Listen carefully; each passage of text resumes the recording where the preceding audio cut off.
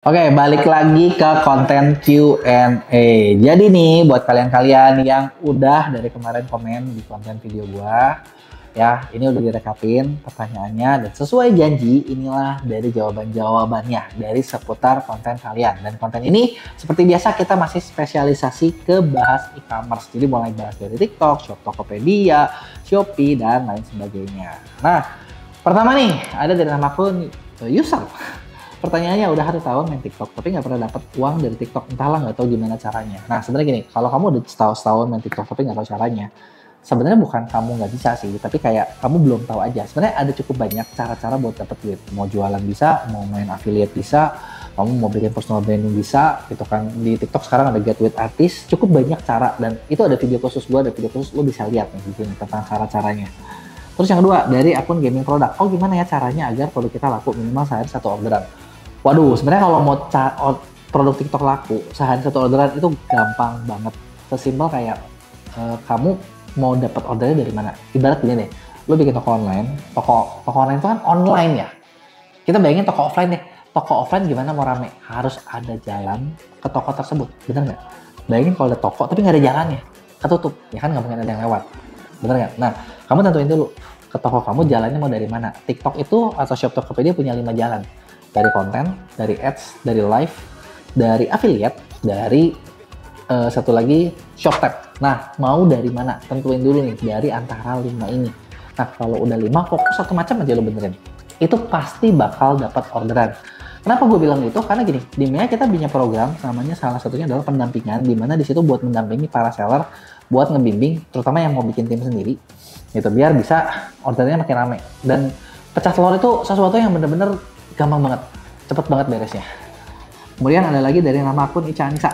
Pertanyaannya, kok kalau akun baru TikTok yang masih dikit banget followersnya, bagusnya posting di jam berapa dan sehari berapa kali postingnya? Nah, sebenarnya gini Ca, kalau misalnya tokonya masih baru banget, akun barunya, terus pengen rame, sehari itu idealnya kalau kamu bisa 3 ya, cobain 3. Jamnya gimana? Kan kamu belum tahu, cobain aja kira-kira. Justru diuji coba, misalnya kadang pagi, siang, sore gitu kan. Nanti sambil di post selama 1 minggu, berarti kan 1 minggu itu 3 kali 7, 21 konten. Nanti dilihat mana yang paling ramai, nanti baru diulangin lagi dengan diperbanyak di jam-jam ramainya gitu. Terus udah gitu ada lagi dari akun Nisa Farida. Kok di akun Shopee Affiliate, kok ada 1 undangan kerjasama dari MCN Mea. Apakah ini mempengaruhi jumlah penjualan dan komisi juga di Shopee video dan live? Nah, gini, kamu dapat undangan nih dari Mea nih. Nah, itu ketika kamu dapat undangan, ini kan memang ada bagi hasil. Tapi sebenarnya ketika kamu bagi hasil, itu bukan kamu yang rugi, tapi kamu yang untung. Kenapa? Contoh gini, kamu nge-live tanpa gabung di MCN, kamu cuma dapat 1%. Ketika kamu digabung di MCN, kamu dapat 12%. Kali 12. Nah, di sini memang ada komisi bagi hasil. Kamu dapetnya 85%, tapi lu hitung deh, 85% dari 12% itu udah saya dapat 10. Ya kan? Jadi kayak kalaupun, aduh kok ada potongan? Bentar. 1, jangan ngitung potongannya, lu ngitung dari 1 jadi 10. Untung apa rugi? Untung kan? Ya udah. Itu potongan yang membawa kenikmatan. Ngaruh ke penjualan nggak? Tentu saja kalau kamu ikutin, kita banyak programnya, itu bakal bikin penjualan kamu makin tinggi juga gitu kan. Dan banyak seller-seller yang bisa ngasih kamu produk sampel lebih bagus. Terus ada lagi nama akun Harun Nur Buwono. Kok kalau toko Shopee baru jalan 2 bulan bisa dioptimasi nggak? Nah gini, kalau toko Shopee baru buat jalan, bisa dioptimasi nggak? Pertanyaan bukan bisa atau nggak, tapi justru harus. Kenapa? Namanya baru mulai, kalau nggak dioptimasi ya kagak bakalan bagus-bagus. Optimasi itu kan sebenarnya cara buat mengoptimalkan, buat bikin performa toko kamu makin bagus. Ya, terus ada lagi dari nama akun user. Pertanyaan, awal mula TikTok buka orderan lumayan rame, terus TikTok ditutup lalu buka lagi kok jadi sepi ya? Soalnya TikTok nggak ada gratis ongkirnya. Mehong ongkirnya akhirnya tokoku sepi. Nah, sebenarnya gini, kalau buat ikutan gratis ongkir, itu kan ada program-programnya tuh. Ada gratis ongkir yang biasa, terus ada gratis ongkir ekstra. Nah, terus gini, kalau ngomongin Mehong, sebenarnya bukan mahal sih. Yang tepatnya gini, ketika kamu dapetin di si TikTok gitu ya, toko kamu tuh bisa dapat program gratis ongkirnya nggak? Kalau dari rame jadi sepi, bisa jadi gini, dulu rame, tapi SES kamu kurang bagus, jadinya kamu kehilangan beberapa fitur. Nah, kalau udah kehilangan, memang ya, jadi kayak susah gitu loh, gitu, ya. Terus udah gitu dari Ahmad Mundadi, kenapa ya aku kemarin iklan live TikTok tapi iklannya nggak jalan, padahal udah live 3 jam. Nah, kalau iklannya nggak jalan, nah ini harus dilihat apa yang bikin iklannya nggak spam. Sebenarnya gini, kalau iklan nggak spam ya nggak rugi juga sih, karena kan duitnya nggak keluar. Tapi ya sebelnya, trafiknya jadi nggak naik gitu aja. Nah, kalau nggak spend, lihat ininya, settingannya. Apakah kamu misalnya pakai Bitcap atau apa yang bikin itunya jadinya nggak jalan. Terus dari Febrianto 1599. Kau udah punya perbandingan real dari kasus ads begini nggak ya? Kasus pertama, satu video keranjang kuning di ads pakai tujuan penjualan.